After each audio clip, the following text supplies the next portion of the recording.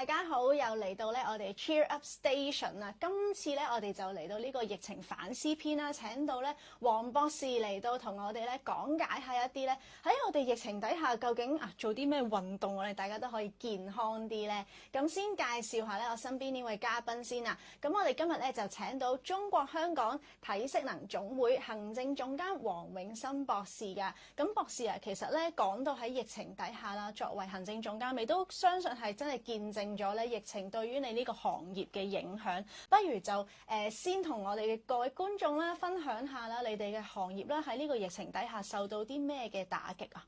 冇錯啊，其實咧成個疫情咧對我哋運動甚至咧體適能嘅行業咧打擊都幾大，因為大家咧仲記憶猶新咧，其實咧個場地包括一啲體育嘅設施啦，甚至一啲嘅健身中心啦，都關閉咗咧一段頗長嘅時間嘅。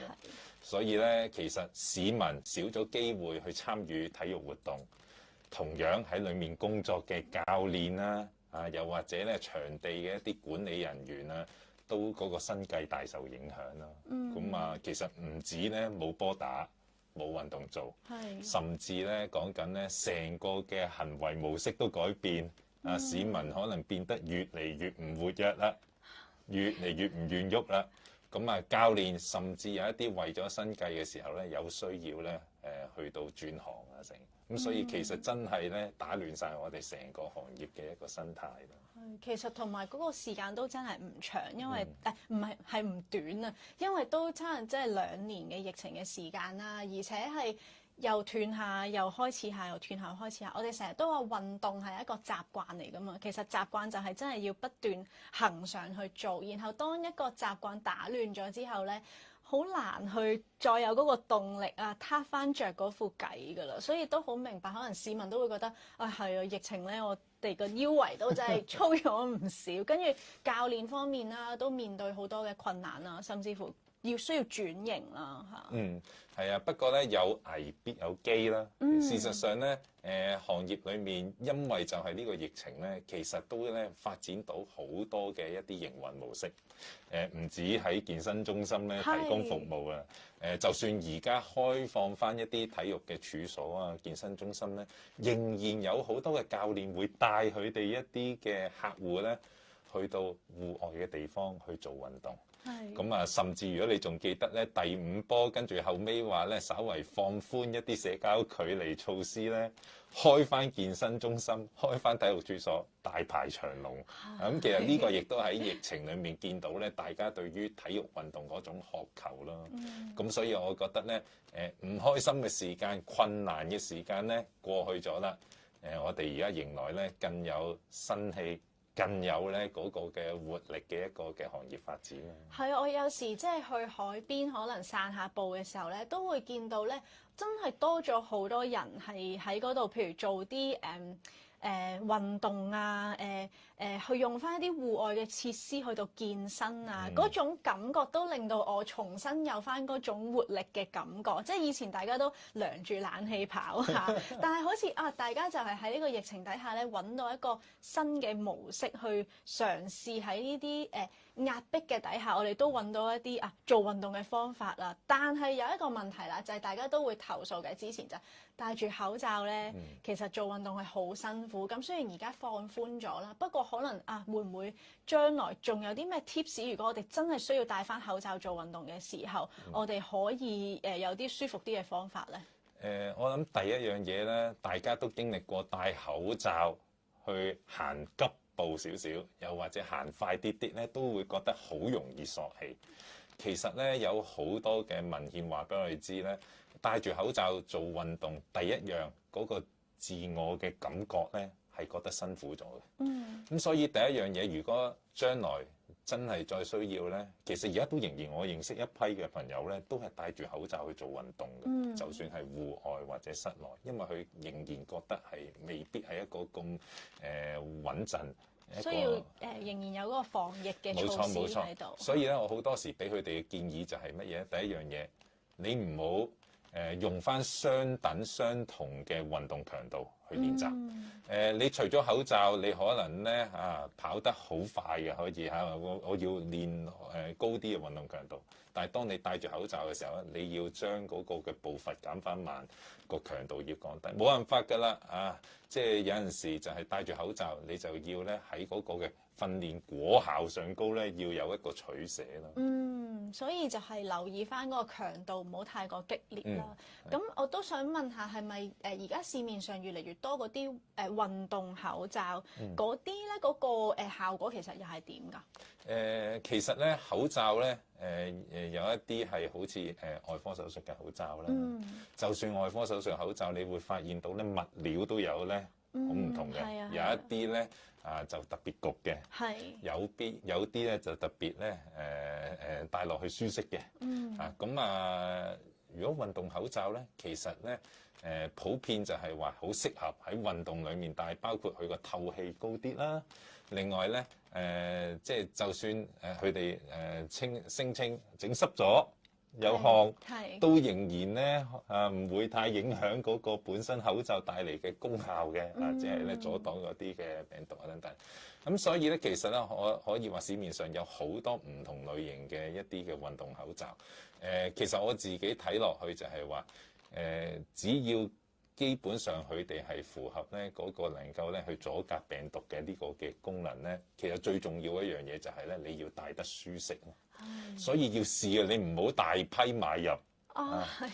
又或者就算嗰個口罩係能夠咧重複去應用幾多次，其實都要抱住一個新嘅口罩要一個試嘅心態先咯。因為尤其是你戴住嚟行路、坐喺度去返工冇問題，但係嗰樣嘢如果係戴住嚟做運動嘅咧，你要真係做個實驗，戴一次落去行返轉，急步一轉，跑一轉。究竟個舒適程度又或者咧嗰個嘅你耐受嘅程度咧有幾多？所以我諗呢個係最實際嘅 tips 咧，先俾大家嘅朋友。好有用啊！呢個 tips，因為咧我就每日都要放狗嘅，咁所以我都之前譬如打風落雨嗰啲特別焗嘅時候咧，我都會轉咗做戴嗰啲運動口罩啦。咁我就買咗2個。咁都少少貴嘅，即係都3位數字嘅嗰啲運動口罩。咁然之後我就發現，哇慘啦！落雨之後咧，一濕咗咧，即係除咗我嘅汗水之外，一有雨水嘅配合咧，個口罩濕得太緊要咧，翻到屋企一除咧，甩色㗎。係啊，即係我塊面黑咗，咁所以就係呢個 tips 真係好實用，就係唔好咁快一次過買咁多，逐個試嚇，唔單止係個物料上啦，係個舒適度啦，同埋真係要試喺唔同嘅環境底下用過之後，先知係咪真係完全可以符合到自己需要。係啊，我講一個笑話你聽啊，早嗰輪第5波一放寬翻體育處所，咪有段時間咧要戴住口罩踢波，係啊，戴住口罩喺打籃球咁樣嘅。我認識一個朋友咧，佢唔知點解咁有信心，大手買入一啲運動口罩，因為佢好中意做運動。但係後尾個條例一放寬嘅時候咧，根本就唔使用啦。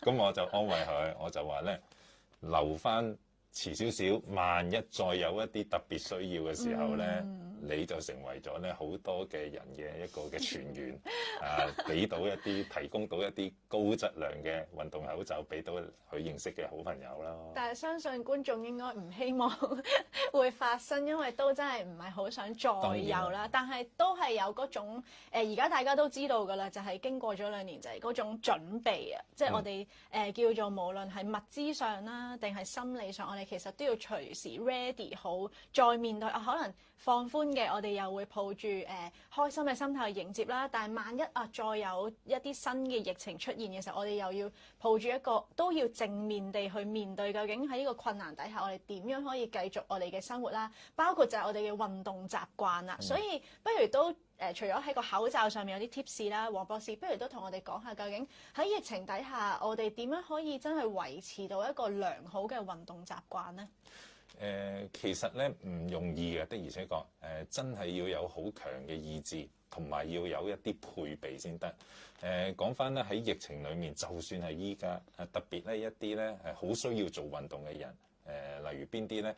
可能一啲咧中老年嘅朋友，佢真係需要每日去透過運動鍛鍊咧，去強身健體，令到佢日常生活嘅嗰啲嘅作息啊功能咧，先至維持到。其實咧喺呢一個嘅過程裡面咧，如果真係喺一個疫情底下咧，我哋會俾一個建議佢，點都好，屋企要有少少做運動嘅配備。因為你唔知道咧幾時個疫情係去到呢一個咧所謂需要再收緊呢個社交嘅距離。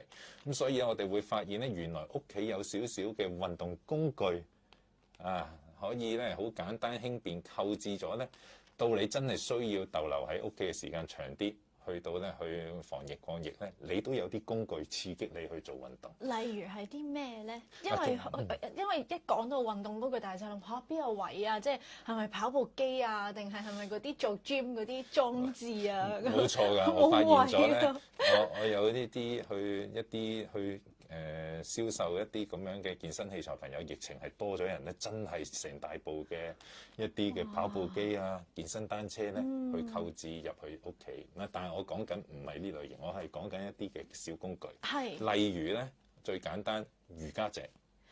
我有，係咪啊？你睇下有啲咩我有嘅先，你繼續講。係啦，事實上咧，瑜伽席你喺上邊已經做到一啲嘅伸展啦，又或者咧其實做 yoga 唔係淨係拉筋嘅，其實咧都係一個我哋核心肌群嘅訓練啦，鍛鍊到我哋嘅腳啊、手啊一啲嘅肌肉嘅控制等等。咁所以咧瑜伽席可能係最基本啦。咁亦都咧可能咧你會聽過有一啲叫健身球。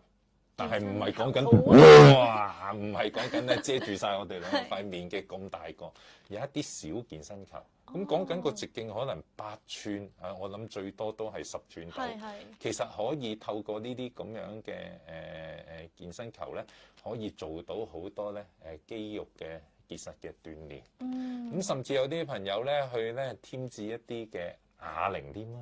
我有啞鈴咧，其實咧就有一啲係因為要調節重量嘅，有陣時咧我哋譬如做開2磅，做下叻咗，你就會想5磅、10磅。咁而家都有好多組合式嘅啞鈴，咁呢啲咧都係咧未必係想象中咁貴嘅裝置。咁甚至乎咧再有一啲朋友咧，佢哋就會買一啲嘅滾筒啊，咁去做一啲嘅肌肉嘅按壓啊。亦都藉住呢啲滾筒咧，可以做到一啲穩定性啊、平衡嘅練習。咁呢啲都係我所講一啲嘅小工具，亦都唔係花費咁昂貴。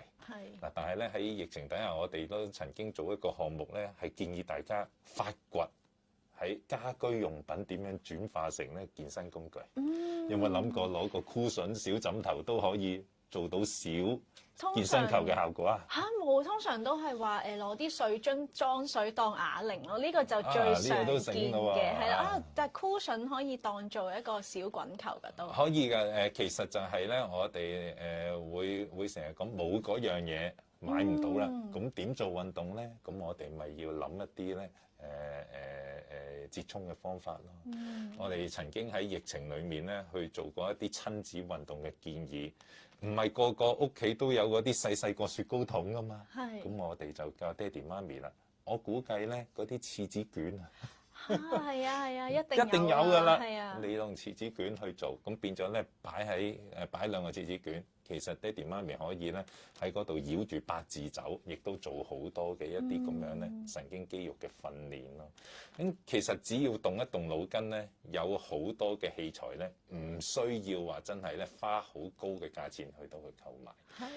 有啲叫健身棒，我唔知你玩過未？做 gym 好似咧舉重嗰支棒都好重㗎咯喎。咁我哋咧一樣係攞一支咁樣嘅形狀嘅嘢。晾衫竹。晾衫竹又可以啦，又或者嗰啲伸縮嘅一啲伸縮板咧，撐住兩道門嗰啲啦，甚至我哋話雨傘咯。咁其實咧呢啲嘅遮咧，其實係幫到我哋咧，去刺激到我哋做運動咧，有更加好嘅回饋。有陣時咁樣嘅赤手空拳去做咧，好似唔實在。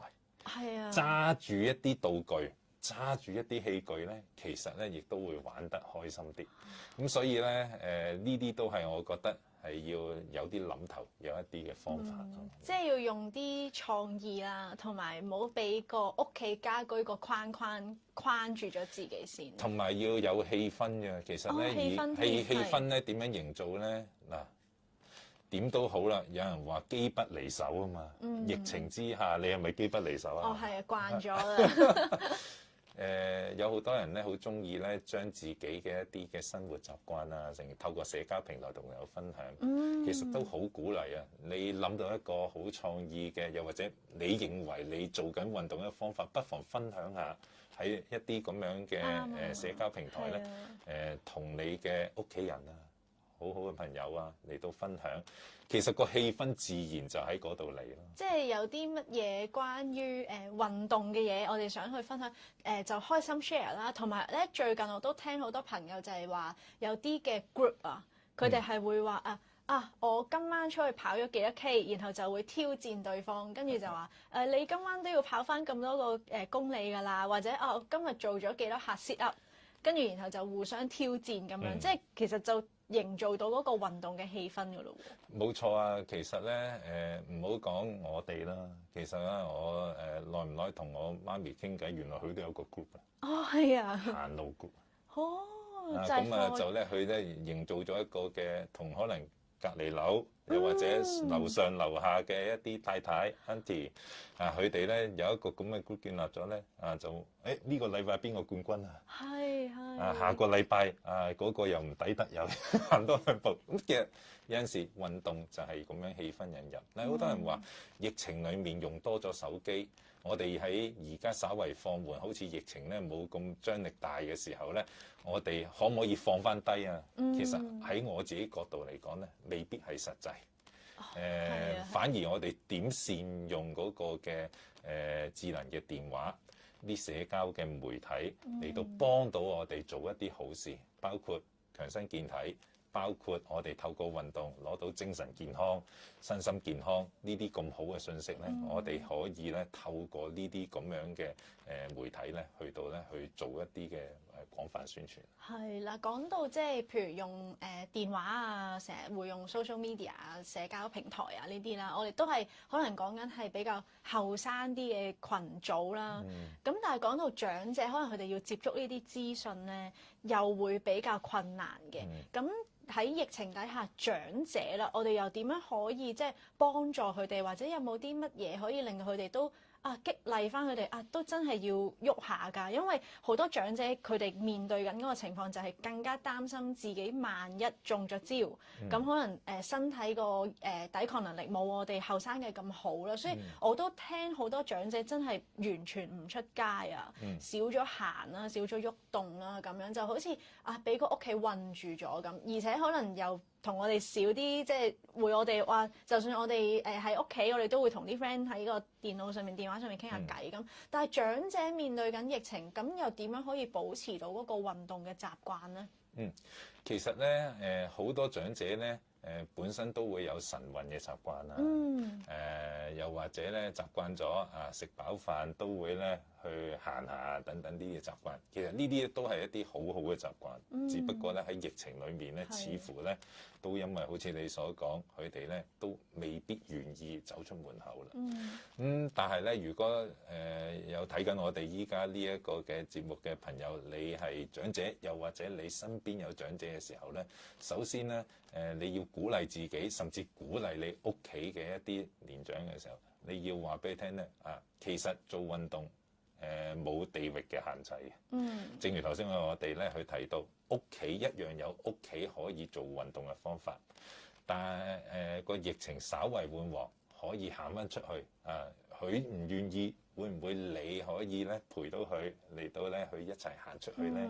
所以我成日都會覺得做運動唔係淨係自己件事，係一件咧係屋企人甚至係隔離鄰舍都可以一齊做嘅一個嘅要有個氣氛咯，真係。咁所以咧喺疫情裡面，我自己睇咧一定要有一個咁樣嘅社交支援先。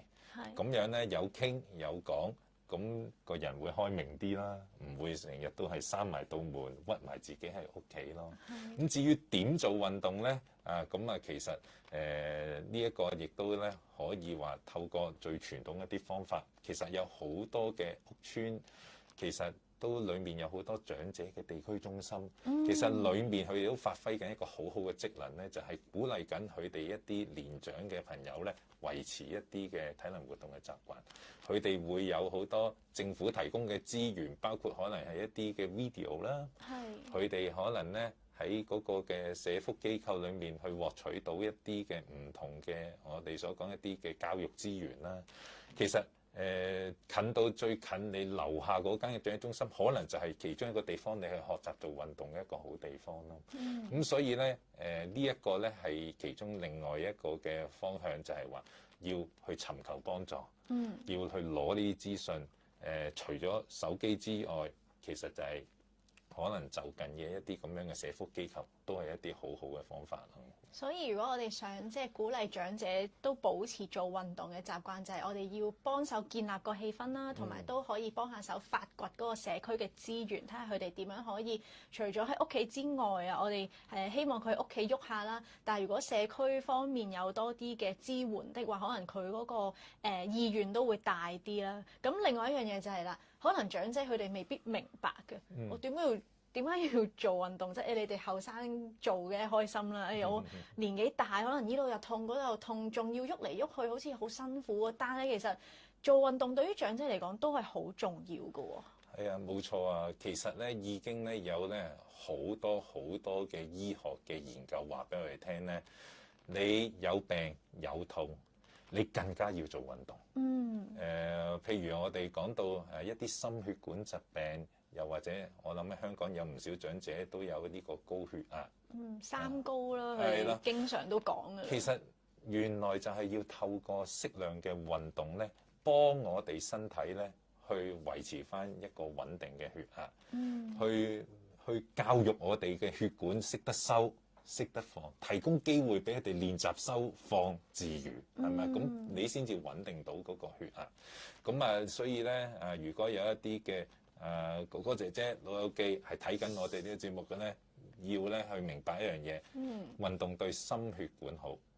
另外咧，可能大家都咧關注到近年大家都聽到有個隱形嘅殺手就係咧糖尿病。其實你知唔知咧？原來肥嘅人咧係會容易有咧其中我哋講二型嘅糖尿病。其實咧就因為二型嘅糖尿病咧係同我哋日常生活習慣唔單止飲食喎。其實就係缺乏運動有關係，咁所以適量嘅運動咧，正就係咧幫我哋咧去減少熱量積聚喺我哋身體，變成肥膏啦，係咪啊？呢啲肥膏係阻住我哋咧身體咧去控制個血糖嘅，咁所以咧其實咧大家又要留意運動原來可以幫助我哋身體嘅代謝健康，穩定我哋咧身體嗰個嘅血糖。咁如果有一啲朋友好關注佢哋一啲嘅骨骼嘅健康。包括又話退化嘅關係，係啊，冇錯，係啊，膝頭哥啊嗰啲位好痛啊。其實做運動就係要咧去鍛鍊翻我哋嘅肌肉，保護我哋關節，俾我哋嘅骨骼咧去承受一定嘅負荷咧，佢先至會實淨啲嘅，嗰啲鈣質先至唔會流失得咁快。咁所以咧，事實上原來運動亦都咧對我哋骨骼健康有幫助。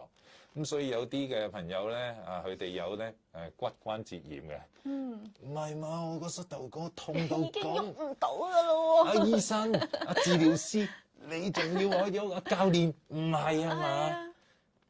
咁運動有好多方式噶嘛，冇人叫你痛嘅時候要咁大力揼個地喎。可以簡單咧去做一啲伸屈嘅動作，靈活關節為主，疏鬆側筋咧去做一啲伸展，疏鬆側筋嘅一啲嘅肌肉。其實只要攞啱一個運動方法咧，其實都冇得停，都係要做，不過要攞啱一啲嘅方法咯。咁就啱啦，因為頭先即係提到個好處就係不但只係幫助血壓高啦，可以令到啲血管適應多啲喐啊、舒啊，令到血壓唔好咁高。係啦，唔好咁高啦。跟住另外就係骨骼方面會健康啲啦。另外就係血糖啊、糖尿病都可以控制得好啲啦。咁我又想再問下，即係頭先就係提到話有啲運動係要揾啱自己嗰個運動啦。咁譬如對長者嚟講，佢哋可能面對緊唔同嘅痛症，或者唔同嘅心血管問題，或者可能係糖尿病。咁係咪都有一啲唔同嘅運動類型可以建議俾佢哋㗎？係啊，如果講到咧運動類型咧，我諗咧我都做少少介紹啦。其實咧第一樣有啲運動係攞嚟咧靈活我哋啲關節嘅，係令到我哋關節嘅活動幅度咧大一啲。咁我哋就叫呢啲做舒筋活絡嘅運動啦。有啲咧係將我哋啲肌肉咧拉長少少嘅，拉長啲啲。咁我哋咧稱之為伸展運動。喺坊間好多時就話拉筋咯，係咪啊？咁真係㗎。如果舉個例，疫情裏面我哋咧淨係咧坐住喺梳化窩住，咁跟住咧維持個姿勢，揸住手機咁樣咧 hold 住。其實咧久而久之，你肌肉嘅柔軟度都會下降，係需要咧拉翻開去。呢啲我哋叫伸展運動。另外有一啲運動我哋叫阻力嘅訓練啦。咩意思咧？其實就鍛鍊緊我哋肌肉變得有力。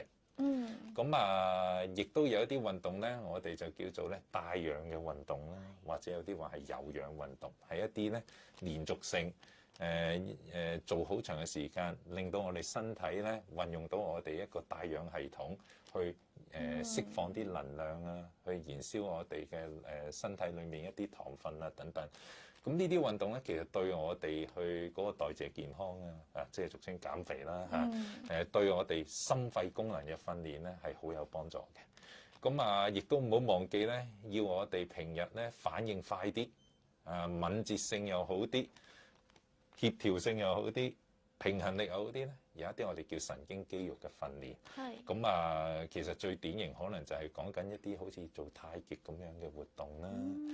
外國人可能講緊跳社交舞啦。嗱，呢啲就係一啲咧經常要有咧唔同嘅活動嘅模式喺嗰個過程裡面去演繹嘅。咁所以咧我哋咧運動類型都可以分呢幾大類㗎。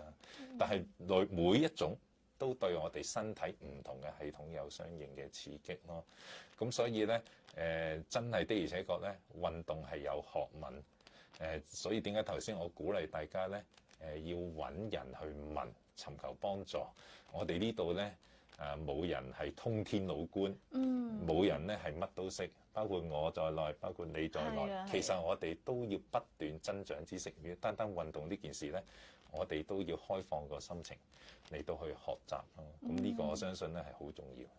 我都有樣嘢想學習下，因為譬如對於一啲長者咧，除咗面對三高嘅問題啊，或者可能真係啲骨骼可能會退化各樣嘅問題之外咧，都會有一啲長者面對緊就係可能認知上佢哋會退化啦，有啲嘅障礙啦。咁我知道就係其實運動咧都可以幫助佢哋加強嗰個記憶力啊各樣嘅，係咪喺醫學上面都有啲即係根據可以支持翻呢個說法㗎？講得冇錯㗎。其實唔好講老人家先啦，我同你啦。如果咧我哋咧有一個恆常運動嘅習慣，咁你話咩叫恆常運動嘅習慣咧？喺依家嚟講咧，世界衛生組織咧都幫我哋去定咗一個嘅指引。我同你都係成年人咧，其實我哋咧叫做一個足夠嘅運動量咧，係講緊一個星期裏面、一個禮拜裏面，我哋累積到咧有150至到300分鐘嘅中等至劇烈強度嘅體能活動。咁你除翻開，其實咧一日嚟講咧，20零30分鐘啦，起碼啦。中等至劇烈嘅意思，你做起嚟，你感覺到個心跳快咗，有啲索氣、微微冒汗嘅。咁呢啲運動類型咧，先至係累積到咧150至300分鐘咧，每個星期，咁先足夠。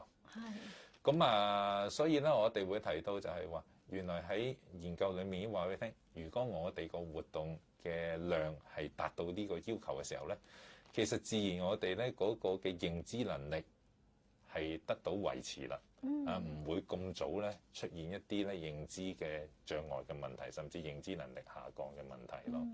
咁啊，所以咧唔係話咧去到老先要做運動，好似我哋咧喺一個嘅成年壯年嘅時候咧已經有呢個習慣。不過你講得冇錯咧，近年嘅研究亦都再次證明一樣嘢，50歲以上嘅朋友，你能夠咧一個星期裡面大部分嘅日子，起碼有大概45至到60分鐘，頭先我所講呢啲中強度以上嘅運動嘅咧，你嗰個認知功能咧，又或者預防認知障礙症咧，係有一個好嘅成效嘅。亦都我哋發現咧，咁樣去做咧，能夠確保到咧，你喺喺年老期咧嗰個嘅生活嘅素質啊，又或者咧身體日常嗰個活動功能咧係得到維持咯。咁啊，所以咧呢一個我哋會睇嚟係一個嘅運動帶俾我哋咧去預防認知障礙症嘅一個嘅醫學研究上高嘅一個好強烈嘅一個嘅證據咯。其實真係好多好處啦，係頭先一路數都係，其實每一樣我哋可能面對年長嘅時候出現嘅問題，基本上靠運動都可以幫助預防，甚至乎幫助減輕個症狀。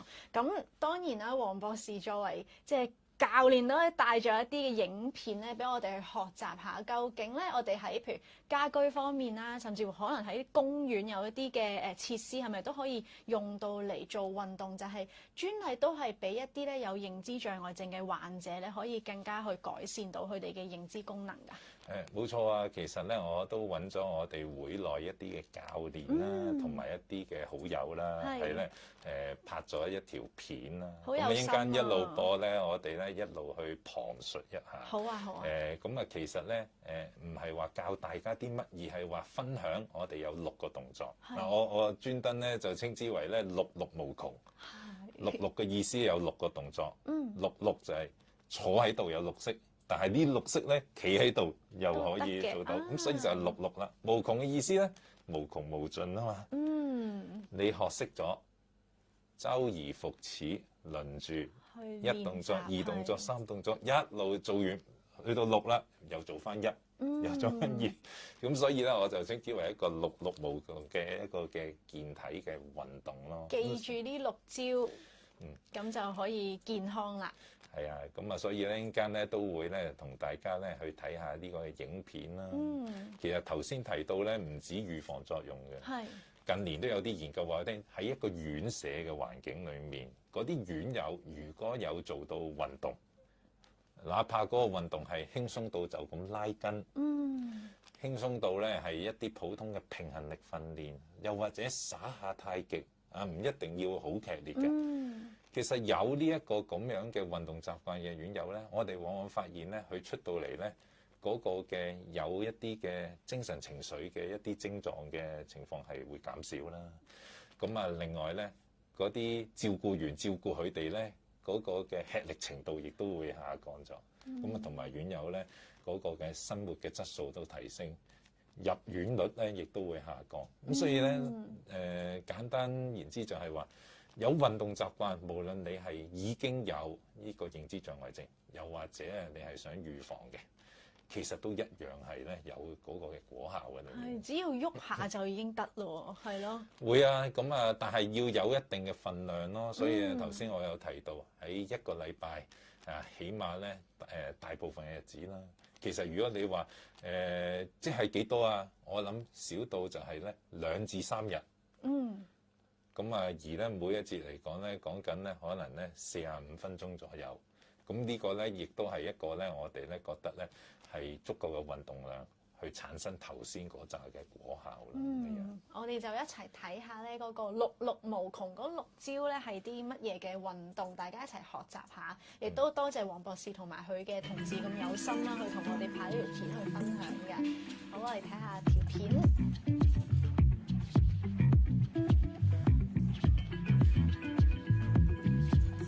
呢套運動咧適合喺家居又或者喺公園都適合。咁啊，第一式咧輕鬆踏步喎。咁啊，好似坐喺度嘅朋友就最穩陣、最安穩啦，都唔使擔心咧有冇平衡力啊，怕唔怕跌啊。其實坐喺樹咧原地踏步，踏順咗啦，跟住就咧喐埋啲手，係啦，擺埋手。其實你可以當呢組動作係一個熱身嘅動作。所以咧，我同你咧喺辦公室嘅時候都可以做啊，甚至睇緊劇集嘅時候，呢個啱啊！但如果咧你係能力高嘅時候咧，其實我鼓勵你企喺度做呢個動作，因為個果效咧比我哋骨骼嘅刺激更加多啦我哋就叫做拉伸大腿啦，其實就幫我哋咧去做咧大髀底，做我哋叫膕繩肌嘅伸展。咁你見到咧，其中一隻腳伸直啦，腳踭坐地，腳尖尖咧指住咧下巴啦。揸條毛巾個目的就係咩咧？就好似揸實毛巾幫自己抹腳一樣啦，由大髀抹到落去小腿，翻上嚟一個動態嘅拉伸嘅動作，動態嘅伸展。關前你會覺得咧個膕繩肌大髀底個位置咧會拉緊嘅，小腿亦都有咧一定嘅拉緊。咁你做大概咧5至6次到啦，就可以咧轉邊。個速度有冇話快定慢㗎？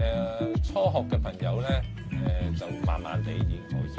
咁就千祈唔好諗住越大力一衝就咧可能會聽到啪聲嘅機會係。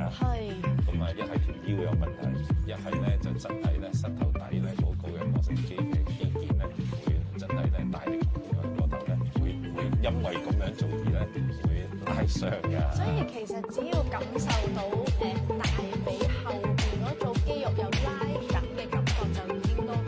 所以好穩陣㗎嗱，你如果一啲特別體弱嘅長者咧，好適合坐喺張凳做呢個拉伸嘅動作。一陣間會示範咧，企喺度一樣可以做。都可以拉緊。你睇一睇嗱，企一企嘅時候見唔見到啊？微微向前踏一步啦，係啦。咁做呢個動作咧，其實咧你會發現咧，都係拉到大髀底嘅位置。但係咧，同時間咧，另一隻支撐嗰隻腳係緊力嘅，所以咧，平衡翻我哋呢一度咧，你見到高啲嗰位男士，我哋叫啊斌爺教練，斌爺教練，係啦，咁藍色衫呢位咧，我哋嘅老同事或者去做呢個嘅練習。換咗腳就見得更加明顯，另外嗰隻重心腳佢係會有微微嘅彎曲。所以咧，右腳佢哋而家就有伸展嘅效果，其實左腳練緊力㗎啦。係，咁好好啊！一舉兩得咯。係啊。點解都要揸住一啲物件嚟做咧？正如話齋咧，冇乜揸拿咧，特別長者咧，個心咧好似唔知點咁樣。咁我哋咧就俾一啲毛巾咧，一啲嘅器具佢咧，就刺激佢等佢做個動作。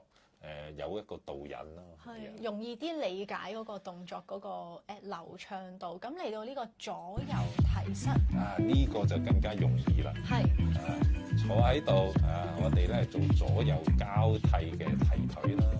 咁見唔見啊？一樣都係用條毛巾去。唔使快嘅，唔使快嘅。其實咧，佢要做到呢個動作咧，就要用到咧我哋嗰個嘅髂腰肌，就係我哋咧喺我哋髖關節深層嘅一啲嘅肌肉。呢啲我哋平時少用，平時好難用得到，所以咧就練下入邊嘅肌肉。當咧呢個動作咧左右提膝企喺度做咧，多咗啲功效喎，唔單止練肌肉，練埋平衡力。而家咪金雞獨立，係練緊平衡力㗎。其實咧，叫你越做得慢咧，難度越高㗎。然後呢個小工具，呢個遮就出嚟。係啦，轉咗嗱，而家頭先第3個動作用乜嘢啊？毛巾睇下第4個動作係用緊乜嘢？睇多次，驚大家睇得唔清楚。左右提膝呢個動作。呢把遮啦。你用嗰啲嘅士的遮都 OK 嘅喎，即係咧彎彎地柄唔一定要直柄嘅喎。似唔似大力士舉重啊？似啊，肩上推舉，練膊頭，練手臂嘅肌肉我哋三頭肌啦、三角肌嘅肌肉啦。你見我哋阿葵姐都做得幾好㗎，企喺度一樣嘅果效。主要就其實頭先由第1、2、3招就係下身多啲啦，去到第4招就嚟到上身。係啊，呢個主要動作就係練上半身嘅肌肉力量咯。咁同埋咧練力嘅時候咧，我哋推出去嗰下用力咧，通常就配合埋呼吸咧，就係呼氣。落嚟翻轉頭嗰下就吸啖氣，然後呼吸。咁通常我哋咧，如果咧學員咧掌握到咧，我就教佢咧呼氣用口吹出嚟，吸氣用鼻吸入去。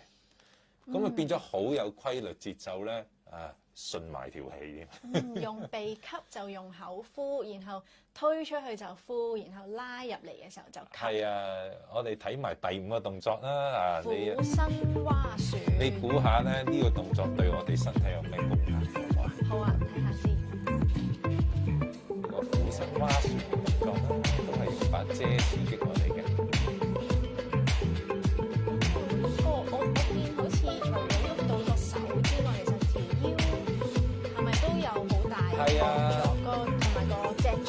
我哋要求佢咧屈腹，跟住咧縮後其實呢個動作咧推出去嗰下咧其實你背肌都會有一個嘅用力大力。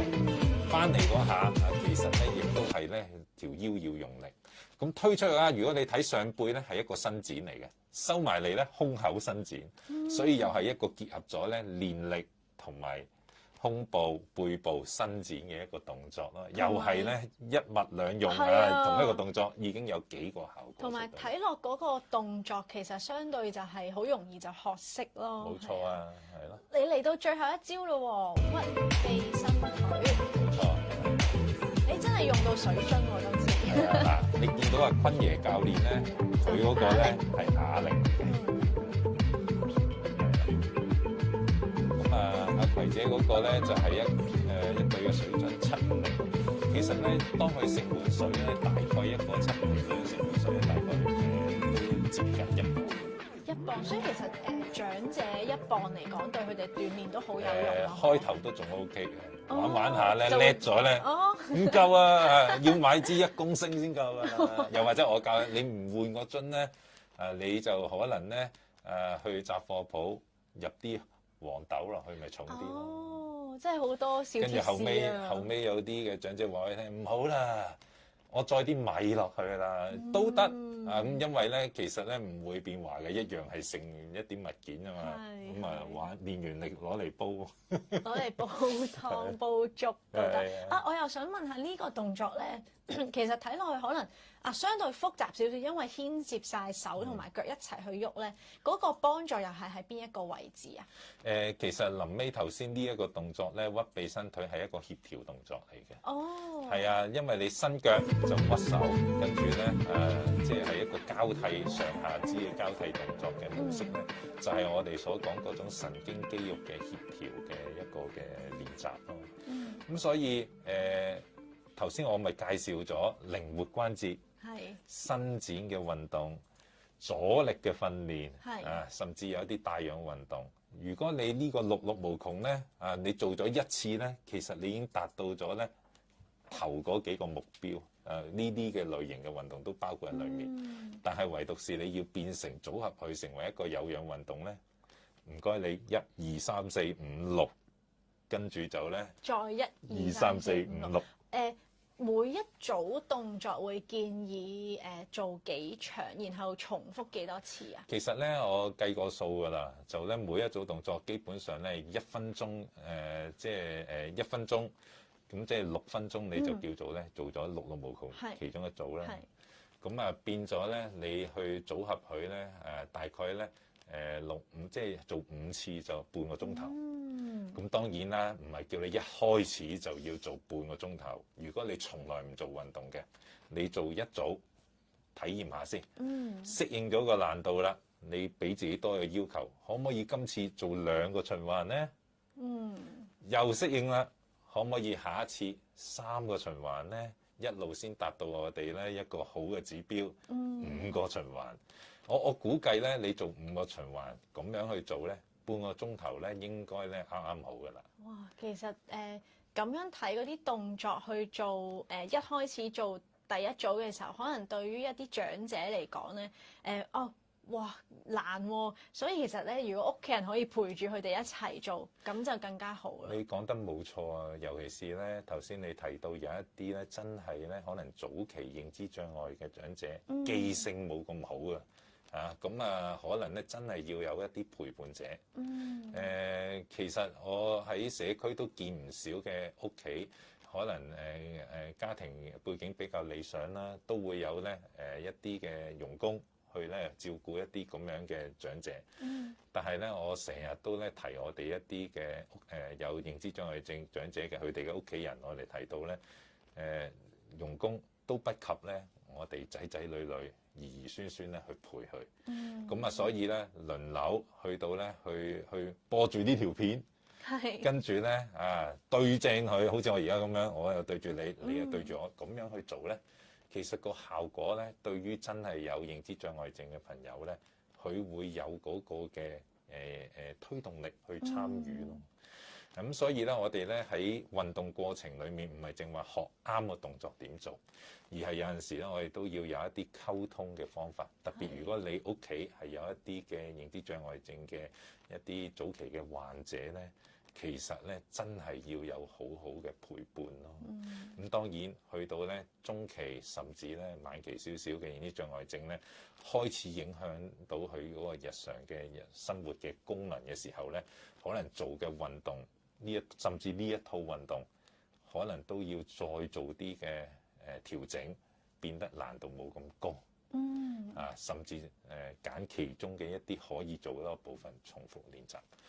咁所以我自己覺得我哋今次設計呢一套六六無窮嘅家居運動咧，你走出公園做就可以變做公園運動㗎啦。所以其實係要嘅空間其實又唔多啦，個動作亦都相對簡單，可以幫助到認知障礙嘅長者去鍛鍊翻個身體啦。同埋我覺得好重要提到就係照顧者去陪伴長者去一齊做嘅時候咧，其實都增進咗佢哋個感情。因為相信我自己就冇照顧長者嘅經驗啦，但係可能睇過啲影片啊，或者接觸過一啲照顧者都表達過，好似唔知點樣去溝通啊，有時可能佢情緒會比較差啊。但係其實透過一齊去做運動啊，一齊去享受呢一個運動嘅時光，我相信都可以幫助到佢哋雙方去明白大家我其實都有去陪伴你，亦都知道你都努力緊，嗰一種互相理解嘅感覺都係好重要。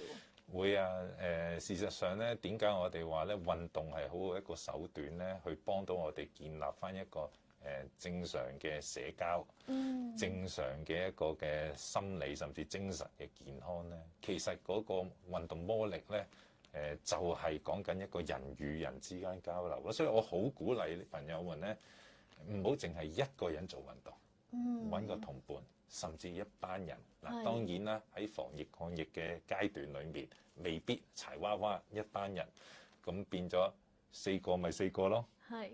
到2人咪2人咯，到可以8人咪8人咯，12人咪12人咯。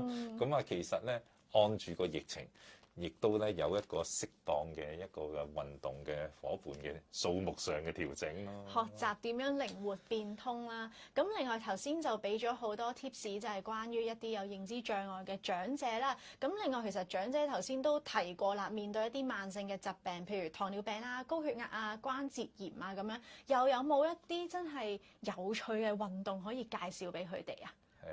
係啊，有趣咧我就唔夠膽講，不過咧。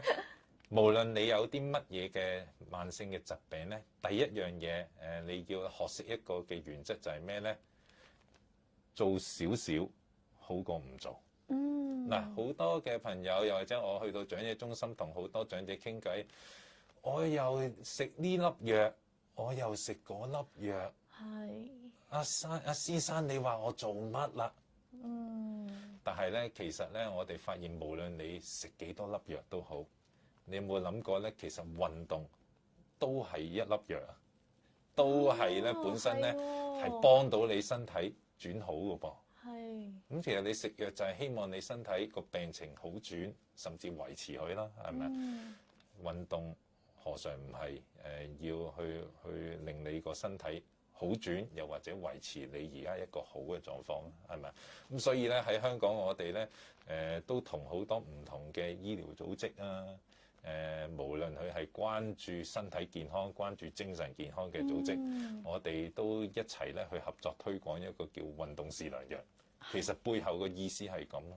咁所以一定要記住，做少少好過唔做。好有意思啊！第二個原則就係乜嘢嘢咧？你要了解清楚你自己嘅能力係去到邊度。你唔好見隔離阿陳太，哇！佢每朝早3個鐘喺個山頭跑喎。你有糖尿病，你有高血壓，你學運動就跟阿陳太學。咁啊，呢個咧又係另一個觀念，就係你要知自己個底細係點樣樣。咁所以點解咧？好多時我哋物理治療師又好，作為健體嘅教練都好，我哋唔係太掌握你個病情，最清楚病情嘅就係你經常去睇嗰位醫生。你不妨將你呢個意欲同佢分享。醫生，我而家咁嘅狀況，我跟人去做嗰啲運動，你估 O 唔 OK 咧？咁通常醫生未必知道你做邊啲運動，但係佢會知道你嘅病情其實係咪穩定。其實我哋發現咧，好多而家嘅醫學指引都話俾我哋聽咧，只要病情係穩定，哪怕你係患咗癌症，哪怕你係有咧一啲嘅骨骼嘅一啲嘅毛病，一啲頭先講糖尿病，甚或者咧係咧一啲心血管疾病，我就話你聽啦。就算中咗風嘅病人，每一日佢嘅生活就係去做運動。所以咧呢一個就係咧一定要了解清楚你嘅病情係咪穩定。咁如果符合到頭先嗰兩個即係嘅準則咧，其實真係適合開始去學做運動咯。喐下，甚至乎真係我聽到一個好關鍵嘅詞語就係要主動去問，要主動去問醫生啦，即係睇開嘅醫生啦，甚至乎如果想做啲咩運動啊啱啊，都真係可以問下身邊嘅人有啲咩去做啦。我其實之前咧都試過拍一個節目咧，係同一啲長者去做運動啊。咁嗰啲長者就係好恆常有運動嘅習慣啦。咁佢哋都犀利㗎喎，譬如佢哋去學截拳道啊，去跳社交舞啊，咁但係有一啲再喺個體能上要求冇咁高嘅咧，譬如有啲足球嘅運動咧，就係唔跑嘅，淨係行嘅啫。健步足球啊嘛。係啦，同埋有啲長者就中意喺個草地上面，譬如碌下波啊，有啲好簡單嘅，但係又係有啲趣味性喺入邊嘅運動，都可以適合即係到可能疫情緩和之後咧，啲長者就可以一齊 group 埋去一齊去玩咯。你講得冇錯啊，其實咧運動咧嘅習慣要去建立維持咧，係要有一種嘅興趣。而人嘅興趣咧係需要有新鮮感嘅。所以咧千祈唔好誤解咧。今日咧我介紹陸陸無窮嘅家居運動，運動就等於佢哋，唔係。你可以不斷發掘一啲更加多嘅運動興趣。咁所以你頭先提到嘅近年我哋有一啲嘅運動，新興嘅運動咧，其實都適合我哋長者去參與，甚至一啲傳統運動。頭先你講足球，係。改變個運動模式少少，加額外嘅規矩落去，唔准跑。係。咁啊，所以咧已經係一個好好玩嘅一個遊戲，俾到我哋咧長者去體會到就係除咗鍛鍊身體，其實咧我要求嗰個嘅靈活性啦，又或者咧嗰個變通能力，其實就喺參與嗰個健步足球裡面又好。甚至有啲鬥智鬥力，而家咪講一啲嘅芬蘭木柱，係咪啊？係啊！甚至我哋咧有啲長者咧，佢哋可能咧係有其他種類嘅運動，其實都有咧異曲同工之妙，就係話新嘅運動吸引你去持續去進行。你因為有呢個運動興趣，你知道自己唔夠氣，踢唔到咧好嘅健步足球。你咪自然陸陸無窮咧，一定會追求整翻另一個循環，再加上去加重注嚇，咁啊跟住咧就會喺裡面咧推動自己進步咯。其實呢個就正正就係咧，點解有人話咧運動會上癮、中毒啦？不過呢啲嘅中毒同上癮係好嘅，係對於自己嘅身體有改善啦。今日都真係攞咗好多嘅 tips 啦，所以非常多謝黃博士。其實無論係我哋咩年紀，都係需要運動，然後我哋揾到合適自己嘅運動啦，發掘到個興趣啦，就自自然然咧會建立到個氣氛，又會互相鼓勵之餘，亦都會追求更加好嘅體能，去喺嗰個我哋有興趣嘅運動上面咧發揮得更加好。咁所以今日都好多謝黃博士啦，但係嚟到最後當然就係有咧俾大家問問題嘅時間，因為頭先都分享咗好多啦，會唔會咧喺邊啲細節上可以想知道多少少，或者可能係額外嘅一啲資訊都會想詢問我哋嘅話咧，都可以歡迎而家咧可以去留言俾我哋嘅，等我睇下先。好，咁我就開始睇一睇啲運動上面有冇啲咩意見先。好。婆婆咧今年就超過85歲啦，對腳咧唔係咁好，不良於行，亦都好中意瞓床。點樣可以鼓勵到佢起身去做運動啊？如果咧佢係需要長期臥床，我假設佢真係不良於行嘅意思，佢可能咧暫時係咩班係需要臥床，可能係一啲嘅長期病患者啦。我諗第一樣嘢咧，有一啲喺床上高都做到嘅運動。係都可以咧嘗試練習，例如曲起膝頭啦，兩個腳踭咧印實床板啦，然後咧可能咧照顧者又或者屋企人咧提一提婆婆不如你趌一趌起條腰啊，咁個 pat pat 咪離開咗床嘅。嗱，呢啲就係一啲咧我哋喺墊褥上高喺床上高都可以做到嘅一啲嘅肌肉嘅練習啦，甚至再簡單退而求其次，你叫佢轉身，其實就係佢軀幹肌肉嘅練習。因為有一啲長期臥床嘅咧，咪有壓瘡嘅，其實佢都要咧枕住定期可能咧10分鐘、15分鐘要轉一轉換個姿勢。其實原來佢要轉身咧，已經係有肌肉係參與喺裡面，呢啲都係運動。咁當然。如果能夠鼓勵到佢，能夠自己幫自己轉側咗身，喺張床上坐喺床邊，坐床邊就可以做六路無窮啦。係啦，開始做到㗎啦，都未做到住啊！佢坐咗床邊坐得穩先，到佢隻腳褪出 pat pat 褪出少少，隻腳板都可以咧掂到個地下啦。其實就可以做到我哋咧輕鬆踏步六路無窮，都可以慢慢咧由第一式開始去做起咯。咁甚至我自己好中意咧，鼓勵一啲咧臥床太耐嘅長者咧，都做一啲站立嘅練習。如果屋企有一啲家居穩陣嘅椅嘅，擺喺婆婆嗰個嘅大概1尺遠嘅位置啦，咁佢隻腳喺中間，手又扶得到嗰個嘅背靠咧。其實咪有嘢扶住可以企到起身，佢肯咁樣去做咧 pat pat 嘅肌肉、大腿前後嘅肌肉已經係用緊力㗎。所以其實係一小步一小步，包括轉身啦，包括可能掗下腳啦，包括可能拱起條腰啦，包括可能真係叫佢坐下床邊啊。起下身扶住，就係一小步一小步去鼓勵佢慢慢有翻嗰個喐動。會佢扶住凳 pan，輕輕左右踏步已經係一個平衡嘅練習嚟。所以呢個咧就其實咧我成日都講做少少好過完全唔做。所以咧冇藉口嘅喺我面前起碼冇藉口嘅意思就係做得幾多得幾多。千祈唔好話因為我要臥床而唔做得運動。我哋咧教練們、物理治療師們，其實通通都可以就住你嘅情況，建議你一啲合適嘅運動。最緊要你開口問，好似頭先講。係一定要主動去詢問啊！咁承接同一個問題就係想問埋啦，咁建唔建議老人家做瑜伽運動啊？其實頭先我都有提過喎，瑜伽唔單止係拉鬆啲筋啦，亦都係一個好好肌肉嘅控制。所以如果我咁樣去講嘅時候咧，我會覺得瑜伽其實某程度上都適合我哋一啲嘅長者去練習。不過，瑜伽係咪好多式子㗎？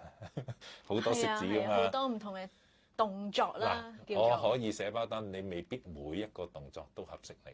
嗯特別每一式去轉變嘅時候，由一個式子轉另一個式子嘅時候，中間可能你個過渡時間啦，亦都要轉變。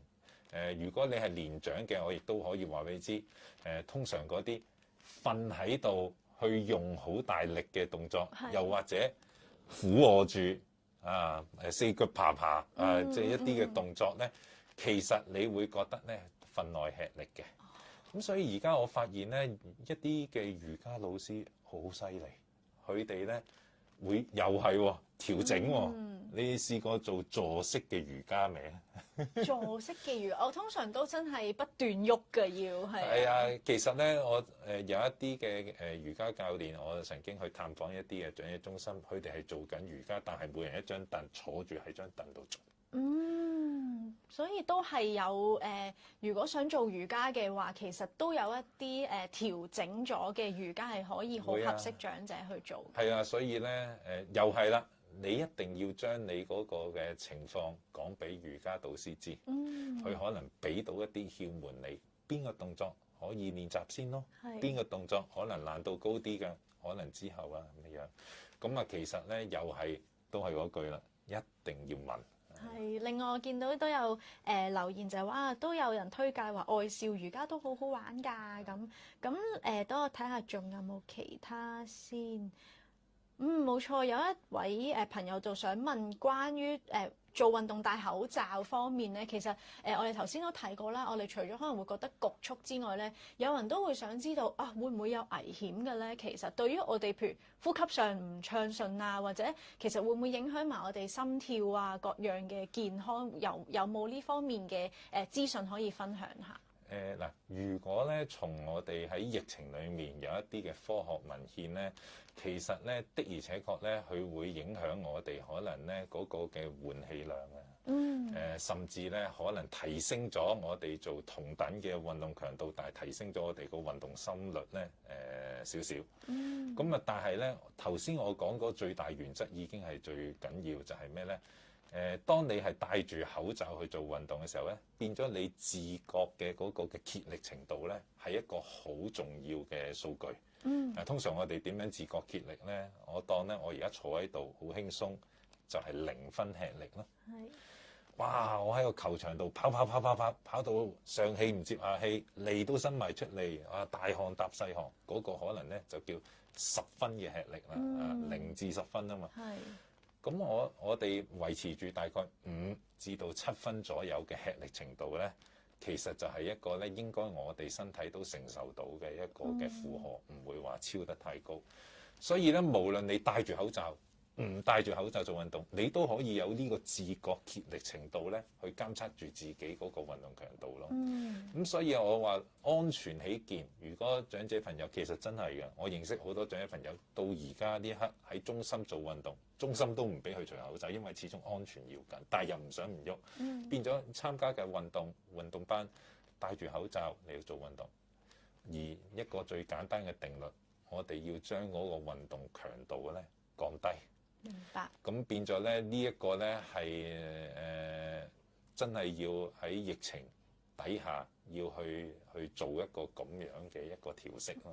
都希望解答到一位觀眾嗰個問題啦，即係因為佢都比較關心戴口罩做運動嗰個情況，所以就係留意個強度可能要調整啦，同埋自己都要留意翻自己身體嘅狀況。所以嗰陣時話戴口罩踢波係好吃力㗎，唔好講烈日當空先啦。你真係咧踢波一場賽事嘅時候咧，所以你戴口罩猜波 OK 喎，係咪啊？練習踢波射下龍門都仲 OK， 但係如果戴住口罩嚟鬥波比賽就一定唔掂啊！因為落到場就咧冇得收放㗎啦嘛，個波係要追就追㗎啦嘛。咁所以呢個咧其實就係要睇下你參加緊一啲乜嘢嘅項目咯。好，非常之多謝黃博士嘅分享。今日睇下大家仲有冇問題先，可以俾多少少時間大家。咁我哋都嚟個少少嘅總結啦，因為頭先就分享咗即係疫情底下啦，其實我哋都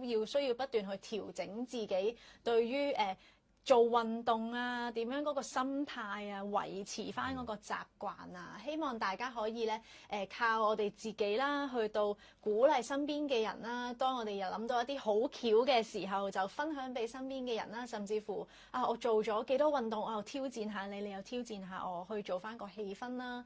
然後就係都有分享到一啲關於即係長者方面可以做嘅運動啦，需要注意嘅事項啦，有啲咩 tips， 同埋就係究竟做運動有啲咩好處係非常之多。其實整體嚟講就係運動是良藥，我哋每一日如果有時間都應該抽空去做一啲簡單嘅運動也好啦，甚至乎同朋友之間真係一啲競技性劇烈啲嘅運動，我哋係覺得係應付到嘅，我哋都需要去維持呢個運動嘅習慣嘅。咁黃博士有冇啲咩想同大家去總結啊？